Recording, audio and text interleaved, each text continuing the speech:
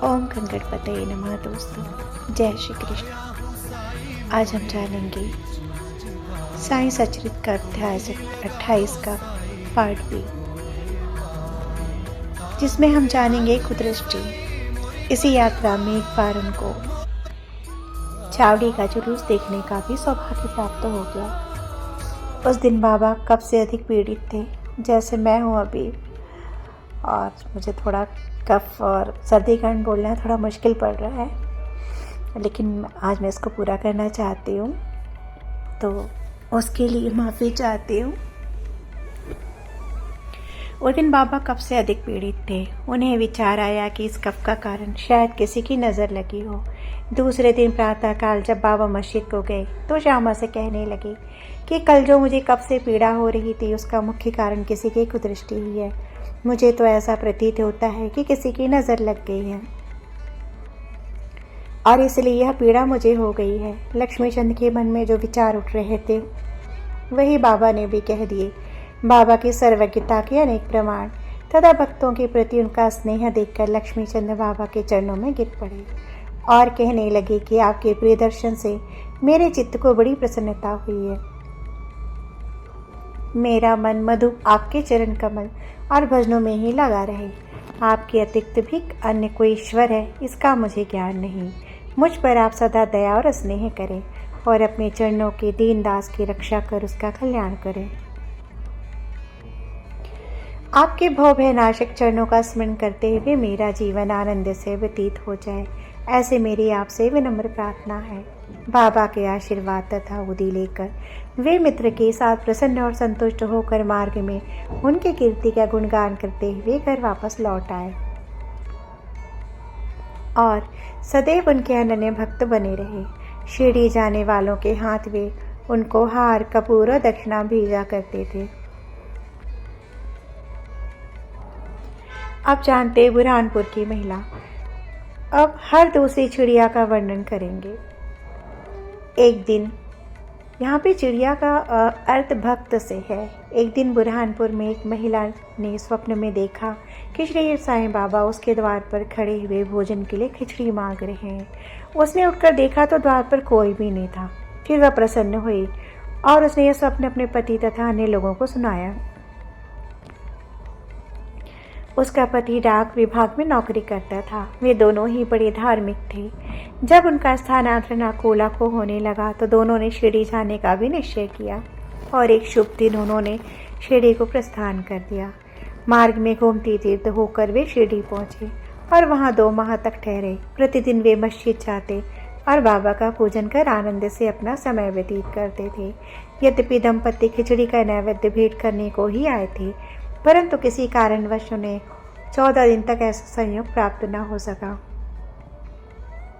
उनकी स्त्री इस कार्य में अब अधिक विलंब नहीं करना चाहती थी, इसलिए जब 15वें दिन दोपहर के समय वह खिचड़ी लेकर मस्जिद में पहुंची तो उसने देखा कि बाबा अन्य लोगों के साथ भोजन करने बैठ चुके हैं। पर्दा गिर चुका था, जिसके पश्चात किसी का साहस न था वह अंदर प्रवेश कर सके, परंतु वह एक क्षण भी प्रतीक्षा न कर सके और हाथ से पर्दा हटाकर भीतर चली आई। बड़े आश्चर्य की बात थी कि उसने देखा कि बाबा की इच्छा उस दिन प्रथमतः खिचड़ी खाने की ही थी, जिसकी उन्हें आवश्यकता थी। जब वह थाली लेकर भीतर आई तो बाबा को बड़ा हर्ष हुआ और वे उसी में खिचड़ी के गिलास लेकर खाने लगे। बाबा की ऐसी उत्सुकता देख प्रत्येक को बड़ा आश्चर्य हुआ और जिन्होंने यह खिचड़ी की वार्ता सुनी उन्हें भक्तों के प्रति बाबा का असाधारण स्नेह देख बड़ी प्रसन्नता हुई। अब जानते हैं मेघा का निर्माण। अब तृतीय महान पक्षी की चर्चा सुनिए। विरमगांव का रहने वाला मेघा अत्यंत सीधा और अनपढ़ व्यक्ति था। वे राव बहादुर साठे के यहाँ रसोइया का काम करता था। वह शिव जी का परम भक्त था और सदैव पंचाक्षरी मंत्र का ओम नमः शिवाय का जप किया करता था। संध्या उपासना आदि का उसे कुछ भी ज्ञान न था, यहाँ तक कि वह संध्या के मूल गायत्री मंत्र को भी न जानता था। राव बहादुर साठे का उस पर अत्यंत स्नेह था, इसलिए उन्होंने उसे संध्या की विधि तथा गायत्री मंत्र सिखला दिया। साठे साहब ने श्री साईं बाबा को शिव जी का साक्षात अवतार बताकर उसे शिरडी भेजने का निश्चय किया। किंतु साठे साहब से पूछने पर उन्होंने बताया कि श्री साईं बाबा तो यवन है। इसलिए मेघा ने सोचा कि शिरडी में एक यवन को प्रमाण करना पड़े। यह अच्छी बात नहीं है। भोला भाला आदमी तो वो था ही, इसलिए उसके मन में असमंजस पैदा हो गया। तब उसने अपने स्वामी से प्रार्थना की कि कृपा करके मुझे वहाँ ना भेजे। परंतु साठी साहब कहाँ मानने वाले थे। उनके सामने मेघा की एक न चली। उन्होंने उसे किसी प्रकार शिरडी भेज दिया तथा उसके द्वार पर अपने ससुर गणेश दामोदर उपनाम दादा केलकर को, जो शिरडी में ही रहते थे, एक पत्र भेजा कि मेघा का परिचय बाबा से करा देना। शिरडी पहुंचने पर जब वह मस्जिद में घुसा तो बाबा अत्यंत क्रोधित हो गए और उसे उन्होंने मस्जिद में आने की मनाही कर दी। वे गर्जना कर कहने लगे कि उसे बाहर निकाल दो।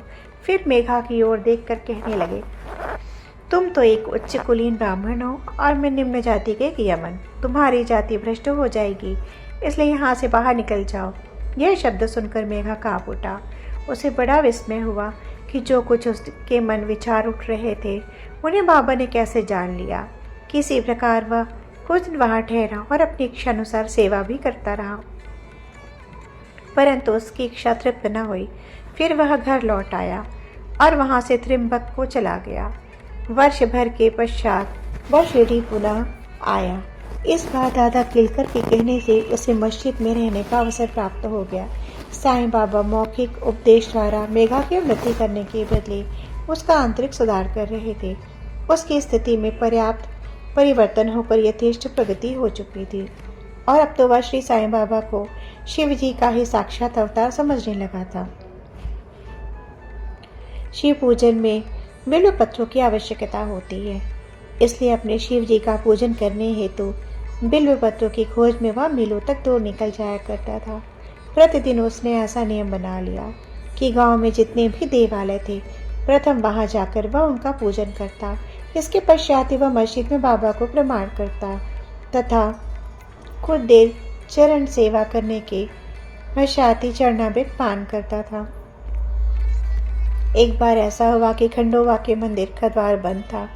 इस कारण वह बिना पूजन किए ही वहां से लौट आया और जब वह मस्जिद में आया तो बाबा ने उसकी सेवा स्वीकार न की। उसे पुनः वहां जाकर पूजन कराने को कहा और उसे बतलाया कि अब मंदिर के द्वार खुल गए हैं। मेघा ने जाकर देखा कि सचमुच मंदिर के द्वार खुल गए हैं। जब उसने लौटकर यथाविध पूजा की तब कहीं बाबा ने उसे अपना पूजन करने की अनुमति दी। अब जानते हैं गंगा स्नान के बारे में। एक बार मकर संक्रांति के अवसर पर मेघा ने विचार किया कि बाबा को चंदन का लेप करूं तथा गंगा जल से उन्हें स्नान कराऊं। बाबा ने पहले तो उसके लिए अपनी स्वीकृति ना दी, परंतु उसकी लगातार प्रार्थना के उपरांत उन्होंने किसी प्रकार स्वीकार कर लिया। गोदावरी तट का पवित्र जल लाने के लिए मेघा को 8 कोस का चक्कर लगाना पड़ा। वह जल लेकर लौट आया और दोपहर तक पूर्ण व्यवस्था कर ली। तब उसने बाबा को तैयार होने की सूचना दी। बाबा ने पुनः मेघा से अनुरोध किया कि मुझे इस झंझट से दूर ही रहने दो। मैं तो एक फकीर हूँ, मुझे गंगा जल से क्या प्रयोजन। परंतु मेघा कुछ सुनता ही ना था। मेघा की तो यह दृढ़ धारणा थी कि शिवजी गंगा जल से अति प्रसन्न होते हैं, इसलिए ऐसे शुभ पर्व पर अपने शिवजी को स्नान कराना हमारा परम कर्तव्य है। अब तो बाबा को सहमत होना ही पड़ा और नीचे उतरकर वे एक पीढ़े पर बैठ गए तथा अपना मस्ता आगे करते हुए कहे, अरे मेघा, कम से कम इतनी कृपा तो करना कि मेरे केवल सिर पर अपना पानी डालना। सिर शरीर का प्रधान अंग है और उस पर पानी डालना ही पूरे शरीर पर डालने के सदृश है। मेघा ने अच्छा अच्छा कहते हुए बर्तन उठाकर सिर पर पानी डालना आरंभ कर दिया। ऐसा करने से उसे इतनी प्रसन्नता हुई कि उसने ऊंचे स्वर में हर हर गंगे की ध्वनि करते हुए समूचे बर्तन का पानी बाबा के संपूर्ण शरीर पर उड़ेल दिया और फिर पानी का बर्तन एक ओर रख कर वह बाबा की ओर निहारने लगा। उसने देखा कि बाबा का तो केवल सिर ही भीगा है और शेष भाग जो का त्यों सूखा पड़ा है। यह देख उसे बड़ा आश्चर्य हुआ। त्रिशूल और पिंडी। मेघा बाबा को 2 स्थानों पर स्नान कराया करता था। प्रथम वह बाबा को मस्जिद में स्नान कराता, फिर बाड़े में नाना साहेब चांदोरकर द्वारा प्राप्त उनके बड़े चित्र को। इस प्रकार यह क्रम 12 मास तक चलता रहा। बाबा ने उसकी भक्ति तथा विश्वास करने के लिए उसे दर्शन दिए। एक दिन प्रातःकाल मेघा जब अर्धनिद्रावस्था में अपनी शैया पर पड़ा हुआ था, तभी उसे उनके दर्शन हुए। बाबा ने उसे जागृत जानकर अक्षत फेंके और कहा कि मेघा, मुझे त्रिशूल लगाओ। इतना कहकर वे अदृश्य हो गए। उनके शब्द सुनकर उसने त्रिशूल लगाओ इतना कहकर अदृश्य हो गए और उसे बड़ी उत्सुकता हुई। उसने अपनी आंखों खोली, परंतु देखा वहां कोई नहीं था, केवल अक्षत ही यहाँ वहां बिखरे। तब वह उठकर बाबा के पास गया और अपना स्वप्न सुनाने के पश्चात उन्हें त्रिशूल लगाने की आज्ञा मांगी। बाबा ने कहा, क्या तुमने मेरे शब्द नहीं सुने? मुझे त्रिशूल लगाओ। यह कोई स्वप्न नहीं, वरन मेरी प्रत्यक्ष आज्ञा थी। मेरे शब्द का कोई अर्थपूर्ण होते हैं, थोते पोछे नहीं। मेघा कहने लगा, आपने दया कर मुझे निद्रा से तो जागृत कर दिया, परंतु द्वार पूर्ववत ही बंद कर देखकर मैं मूढ़मति भ्रमित हो चुका हूँ। कहीं स्वप्न तो नहीं देख रहा था। बाबा ने आगे कहा कि मुझे प्रवेश करने के लिए किसी विशेष द्वार की आवश्यकता नहीं। ना मेरा कोई रूप है, ना मेरा कोई अंत। मैं सदैव सर्वभूतों में व्याप्त हूँ। जो मुझ पर विश्वास रखकर सतत मेरा चिंतन करता है, उसके सब कार्य में स्वयं ही पूरा करता हूँ और अंत में उसे श्रेष्ठ गति देता हूँ। मेघावाड़े को लौट आया और बाबा के चित्र के समीप ही दीवार पर एक लाल त्रिशूल खींच दिया। दूसरे दिन एक रामदासी भक्त पुणे से आया। उसने बाबा को प्रणाम कर शंकर की एक पिंडी भेंट की। उसी समय मेघा भी वहां पहुंचे। तब बाबा उनसे कहने लगे कि देखो, शंकर भोले आ गए, अब उन्हें संभालो। मेघा ने पिंडी पर त्रिशूल लगा देखा तो उसे महान विस्मय हुआ। वह बाड़े में आया। इस समय काका साहब दीक्षित स्नान के पश्चात सिर पर तौलिया डाले साईं नाम जाप कर रहे थे। तभी उन्होंने ध्यान में एक पिंडी देखी जिससे उन्हें कौतूहल सा हो रहा था। उन्होंने सामने से मेघा को आते जाते देखा। मेघा ने बाबा द्वारा प्रदत्त वह पिंडी काका साहब दीक्षित को दिखाई। पिंडी ठीक वैसी ही थी जैसी कि उन्होंने कुछ घड़ी पूर्व में देखी थी।